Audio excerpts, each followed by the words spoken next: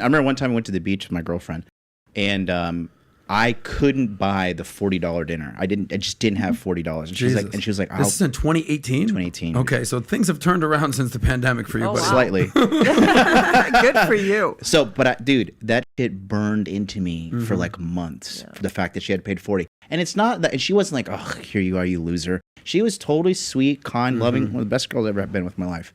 But as a man, just for me personally, like, I cannot not be the breadwinner. That's just me personally. And I talk to my guys too, like, dude, it's awesome to be the fucking boss. And girls love it. Like, we have she's like telling you right here, like, she loves serving her man. She loves him being in charge. And that's what a lot of power dynamics in the United States are like, wrecking relationships, because they're telling men, oh, like, you need to be more feminine, you need to be in touch with your feminine side.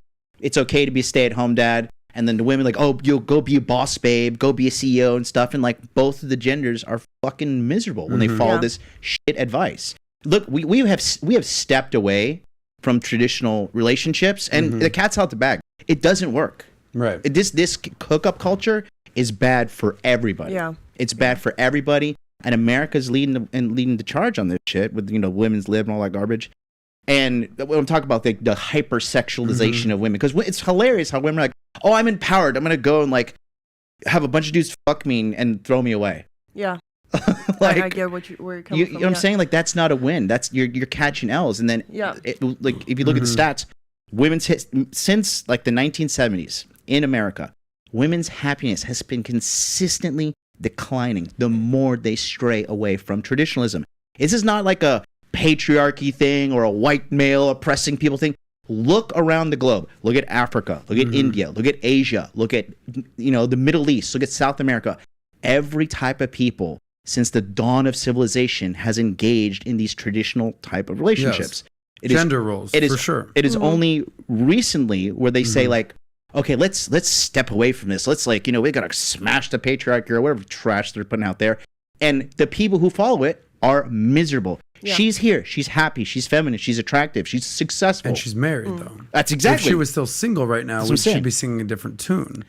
And here's my point. I think single girls are miserable. Well, it's my point is that I don't think that women, and men for that matter, are ready to acknowledge what you just said. Well, they need to grow the fuck up. Well, and hear me out. Because, I cite this report all the time.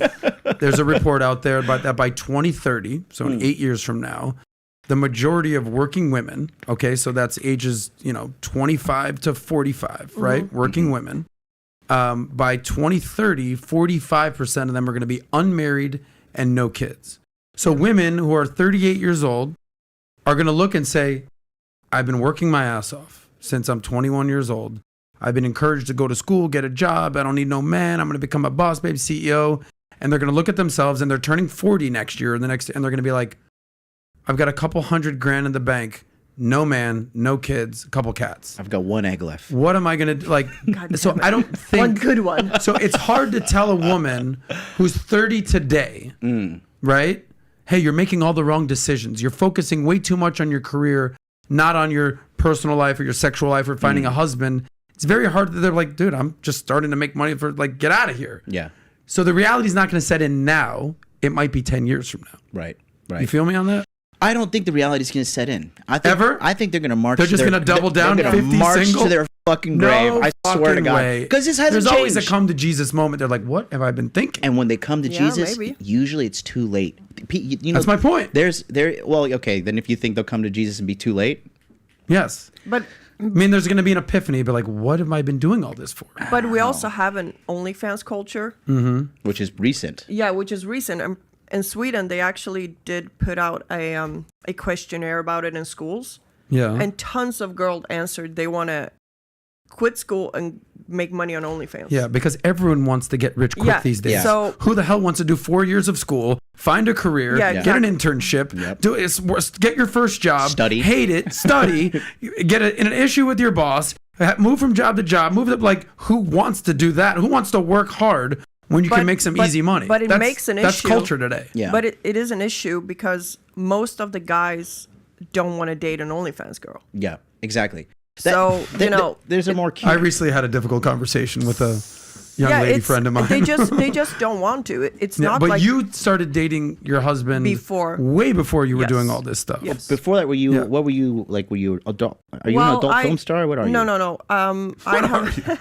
What are you? Tell me everything, Monica. Well, She's like, who's asking how much you paying? That's what I am on the phone. So I have a bachelor in teaching. I'm a Awesome. European history and religion history. So I was a teacher for 2 years. Imagine, all right, guys, welcome to class. I'm your teacher, Miss Bella. Every single 8th grader is like, ding. All the boys have straight A's. I don't know. They're just paying attention to everything I say. And the classroom is spotless.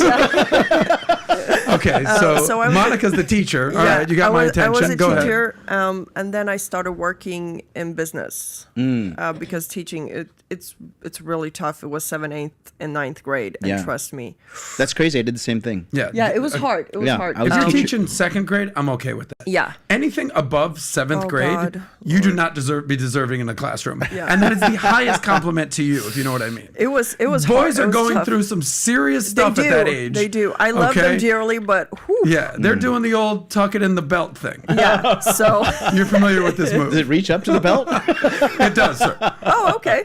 And then I was in business. And I Okay. actually was working in business when I met my husband. So. Got it. Okay. Does that answer your question? Meaning they met before the... Yeah. I didn't know. Know. But that's wild to come up, the quickness. Yeah. So There it is. Natalia, we're going to start answering some super chats. I don't know if... Do you have some now, or should we wait for the next question? I can read one of them. Okay, I have, go ahead. The Rational Male. Oh, sure this is him. I think it's him. We but know he this did. gentleman. It might be Rolo, might not be. Yes, go ahead. But $50, thank you. He said, John MLD is the real deal. I've seen him come up since 2015. He's always been authentic.